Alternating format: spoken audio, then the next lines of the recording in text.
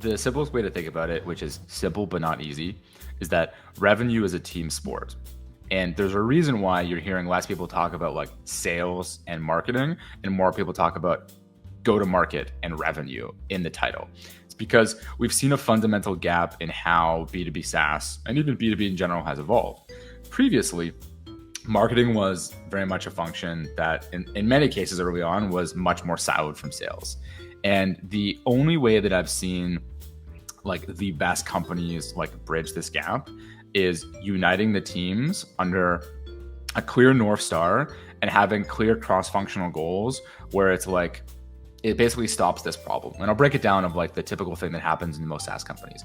Marketing is given some like waterfall metric from a board meeting of like, okay, here's our average contract value, here's our win rate, therefore, here's our goal for this quarter. So we need 3.7x pipeline coverage. So marketing, you have to drive marketing qualified leads at this pipeline coverage to hit this thing. And marketing in a silo goes, okay, these are the marketing goals. We're responsible. We'll run some ads. We'll run some campaigns. We'll do A, B, and C. We'll hit our MQL pipeline goal. Okay.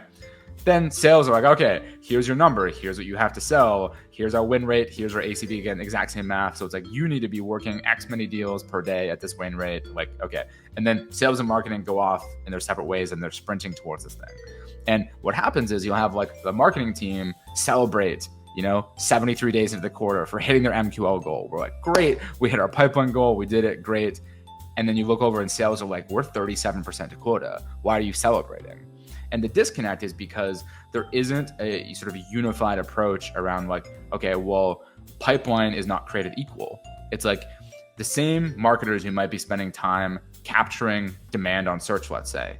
Maybe that person has never heard of your brand, never seen your content, has no idea. It's like the pipeline you generate is not created equal. So unless you have a really strong weighted pipeline, like regular syncs with sales and marketing, where you actively are looking at this and understanding and starting to actually think about like your demand creation. It's like when we used to create demand, people had seen our brand and our content for 5, 6, 8, 12 months. Those people came to us as the only solution that they wanted to purchase from. Maybe there was one other, but it's like they already came there. Our sales cycle was like 67% faster than any other net new from any other source. Our ACV was higher, our retention was better, our expansion was better, everything was better. And when we looked at that, we said, okay, how do we come together as like a revenue team and actually look at the kinds of opportunities we need to be driving? Like, what does great look like? And I worked under a really great CRO, Tony Jackson. He has 4 IPOs under his belt: Snowflake, Tableau, Mongo, 3 actually, and didn't end up going for the 4th, but could have. And the thing that I learned from him was like, we met so much more regularly as one team with one goal. And it wasn't like marketing celebrated MQLs and sales celebrated success. It was like the revenue team. And a key part of this was like everyone in our sales org and our leadership were invested in doing what we were doing together as a go-to-market org, building their brands on LinkedIn, sharing our strategic narrative from our founder point of view, and building. And there's a ton of like tactics you can do here, but like the simplest thing comes down to not being siloed in your measurements, investing in what makes sense. Again, don't become like a slave to a dashboard.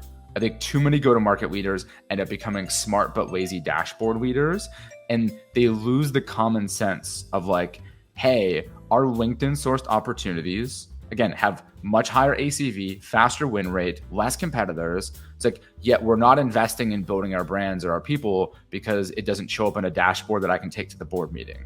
Well, actually, it does. Go and take a single open text field in your forms or whatever you're doing and ask a required question about like, hey, like tell me one sentence about like how you heard about us. Because what happens is like most marketers look at attribution and it's like, oh, Google search. It's like they probably saw your content for 6 months and then typed you into Google and clicked Google. And even your attribution model, if it's like last touch or blended touch or whatever, it doesn't matter unless you actually ask them on the call in their discovery in the notes.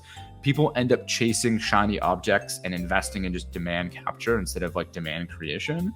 So when you get the whole team aligned and like building, that's really like the key difference. It's probably like literally its own whole episode, so I'll pause there. But like it's just about getting on the same team and not thinking about the silos and like really just like doing it together.